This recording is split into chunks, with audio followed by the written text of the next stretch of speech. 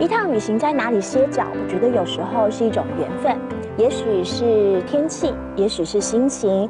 而今天呢，行脚到南总，我觉得在这里有山有水，身心灵都被洗涤了，真的有一种感觉叫做心肝爸爸快。Hello， 一姐。嘿，嗨！请你喝咖啡。哇，我们的咖啡啊，都是手工现泡的。对。好喝，真的，谢谢。而且啊，我觉得，这个杯子好特别。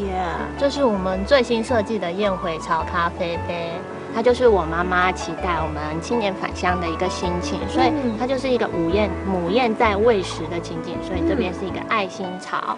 哦，所以这个杯子也是气嘎念的吗？嘿呀，在气嘎念的呀。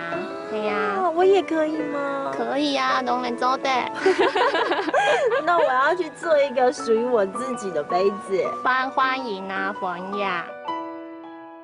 握上满手陶土的瞬间，心里有满满的感动。成员、素芳都随着心情而走。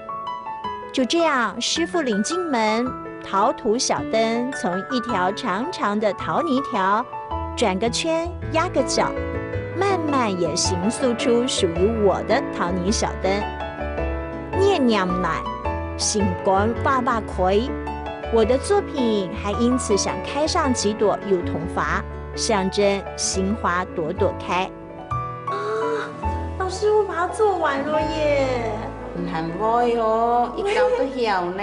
真的吗？开心。啊，玩的手都脏脏的。可是我觉得念娘奶心肝爸爸可以耶。系呀，嗰说冇事情就来念到呢，本起个快乐，等看慢点话从小火哈，伊都要变成安尼。哦，伫要变一个天火哈，插天落去哇，个光线的按不时就看。当温柔、当舒服的感觉，而且还有手做的温度的，自家做看模的啦。哦，系呀。没有死板板的规矩，手中的一团团深褐色，随心所欲地展延成各式各样的心情符号。镜头之外，我还捏了一只小绵羊，全然体验了念娘奶、心肝爸爸快。下回要做什么呢？我已经开始期待了。